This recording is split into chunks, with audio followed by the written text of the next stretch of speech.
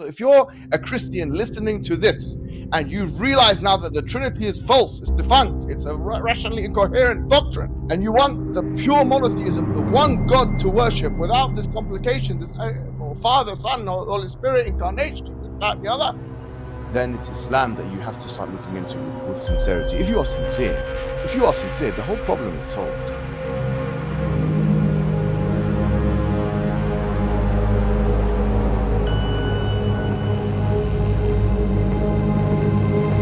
Islam is often presented as the world's simplest and most rational religion.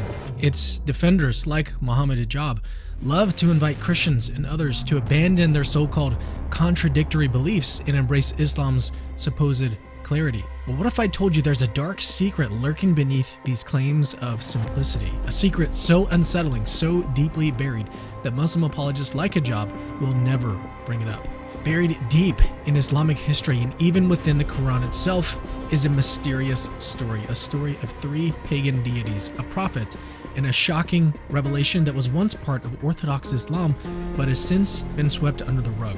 What is this story and why is it so dangerous to Islam's credibility? Let's start with a couple verses from the Quran, verses that mention three pagan deities. At first glance, they may seem harmless, even obscure, but as we'll see, they hide a secret that the earliest Muslims knew all too well.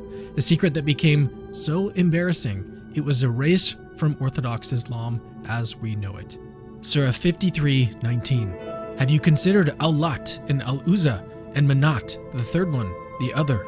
These two short verses may not look like much at first glance, but they are some of the most puzzling in the entire Quran. They name three pagan deities, Lat, Uzza, and Manat, worshipped by the Quraysh tribe in pre-Islamic Arabia.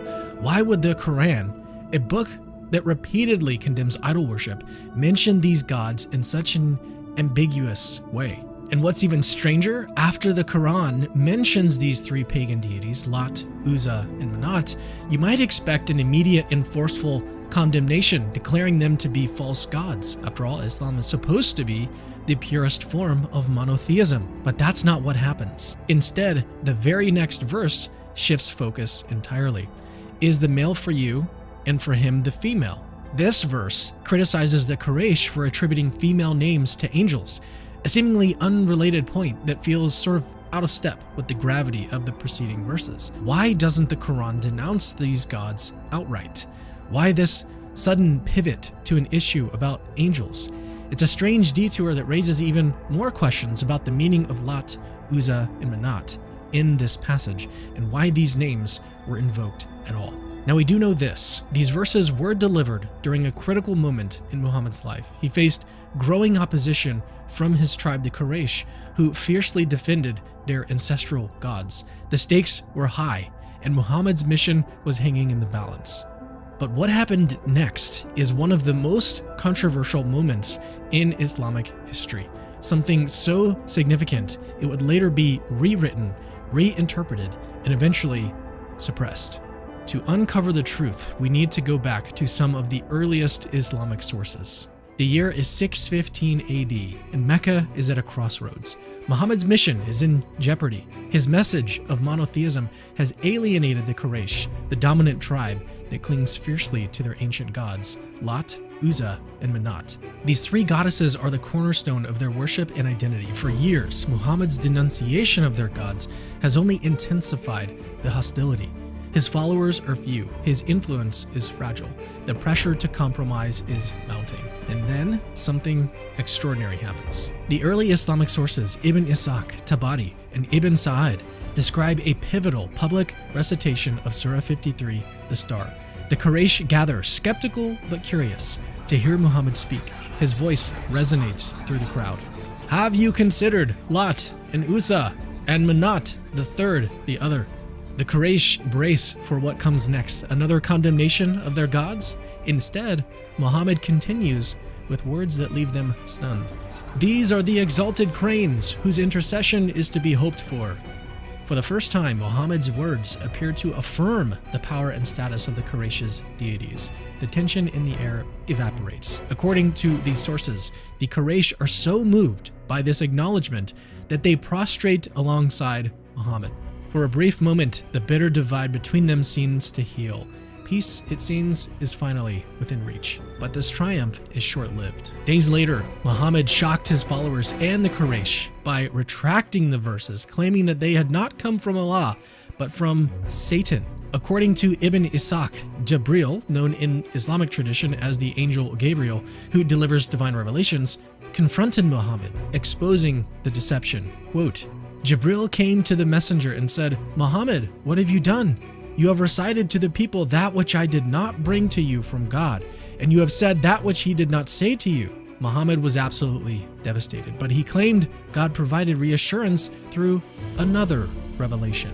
Quote, we have not sent before you a messenger or a prophet, but that when he desired, Satan cast something into his desire. Then God removes that which Satan casts and establishes his signs clearly. This new revelation amounts to a startling admission. Muhammad himself acknowledged that Satan had successfully influenced his words. The phrase, Satan cast something into his desire, explicitly confirms that Satan exploited Muhammad's internal thoughts and wishes, his longing to reconcile with his tribe, the Quraysh, to infiltrate what he believed to be divine revelation. Moreover, the verse suggests that this wasn't unique to Muhammad, but had occurred with previous prophets as well. While framed as a reassurance, it inadvertently raises a very troubling question. If Satan could deceive Muhammad once, how could his followers be certain it hadn't happened on other occasions? The fallout was immediate. The Quraysh, who had been thrilled by Muhammad's apparent affirmation of their gods, now felt betrayed, and their hostility toward him intensified. Here is our question. Why would devout Muslim historians record this incident? Why include a story so embarrassing, one that casts Muhammad as fallible, even deceived? To answer this, we turn to the groundbreaking work of Shihab Ahmed, a highly respected Muslim scholar whose credentials are impeccable.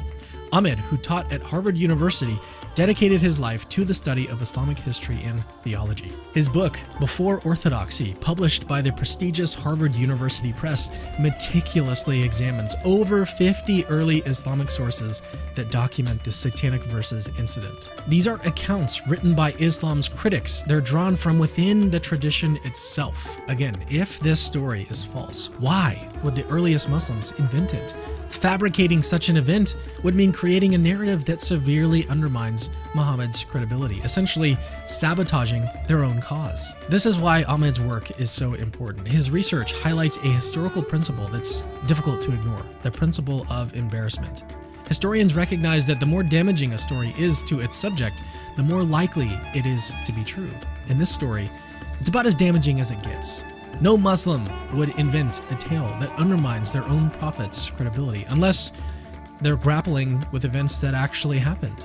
Today, if you ask a Muslim scholar about the Satanic Verses, you'll likely be met with a swift and unequivocal denial. Across every major sect, Sunni, Shia, Salafi, Wahhabi, the story isn't just rejected, it's condemned. Believing it could even cost someone their status as a Muslim. Because admitting that the Prophet of Islam could mistakenly recite words inspired by Satan doesn't just raise a few eyebrows, it threatens to unravel the very foundation of Islam itself. But what's fascinating is that this wasn't always the case. According to Shihab Ahmed, in Before Orthodoxy, the rejection of the Satanic Verses incident is a modern phenomenon. He writes this, quote, the fundamental finding of this present volume is that in the first 2 centuries of Islam, Muslim attitudes to the Satanic Verses incident were effectively the direct opposite of what they are today. This volume studies no less than 50 historical reports that narrate the Satanic Verses incident and that were transmitted by the first generations of Muslims. This study of the Satanic Verses incident in the historical memory of the early Muslim community will demonstrate in detail that the incident constituted an absolute standard element in the memory of early Muslims of the life of their prophet. In other words, for the first 200 years of Islam, this incident wasn't just accepted, it was universally recognized by the earliest Muslims as part of Muhammad's life story. It wasn't until centuries later, as Islam expanded and sought to solidify its claims to perfection, that the story became a theological liability. By the Abbasid era, Muslim leaders and scholars began rewriting history, dismissing the satanic verses as a fabrication by Islam's enemies. What had once been an absolutely standard element of Muhammad's life narrative was erased, replaced by sanitized accounts of his prophethood. This revision wasn't based on historical evidence, but on the pressing need to preserve the Quran's claim to divine perfection. But the thing about truth is, it doesn't disappear. It lingers, waiting to be uncovered. Before we dive into the unsettling possibilities surrounding this story, I should remind you, dear viewer, that the satanic verses incident isn't some fringe tale concocted by Islam's detractors or Christian apologists. In Before Orthodoxy, Ahmed explains that this event is recorded in no fewer than 50 sources, many of them independent, and all from within early Islamic tradition. What's more, this story passes the historical criterion of embarrassment. No one invents a tale that damages their own cause. The fact that early Muslims recorded a story so damaging to Muhammad's credibility, combined with the fact that it shows up in multiple independent sources, makes it more plausible than not that this event actually happened. Not necessarily that Satan actually tricked him, as we'll see, but that Muhammad initially praised pagan deities and invoked their intercession, and then blamed Satan. Which brings us to a trilemma. If the satanic verses incident is real, then we're left with three deeply unsettling explanations: mad, bad, or possessed, none of which bode well for Islam. Option A, Muhammad suffered from mental illness. First, there's the possibility that Muhammad genuinely believed he was deceived by Satan, but wasn't. Instead, he may have suffered from hallucinations or delusions, mistaking them for divine communication. If this is the case, it raises serious questions about his mental state. Could someone prone to such episodes reliably deliver a message they claimed was from God? The satanic verses incident suggests otherwise. And if Muhammad's mind was this unreliable, it undermines not just this story, but the entire Islamic faith. Option B, Muhammad lied. The second possibility is just as problematic. What if Muhammad knowingly fabricated the satanic verses to appease the Quraysh? Facing mounting opposition and desperate for peace, he may have seen this as a strategic move. But when he no longer needed to invoke the intercession of pagan deities, he blamed Satan as a way to sort of save face. If this is true, it portrays Muhammad not as a prophet, but as a calculating manipulator, someone willing to compromise his message for political gain. And here's the uncomfortable truth. If he lied about the satanic verses, what else might he have lied about? Someone who would commit shirk to gain power is not a true prophet. Option C, Muhammad really was tricked by Satan.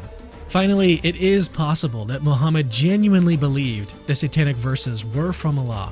If that's true, it means Satan successfully deceived him, slipping falsehoods into what Muhammad thought was divine revelation. Just think about the implications here. If Muhammad couldn't tell the difference between the voice of God and the voice of Satan, how can we trust any of his revelations?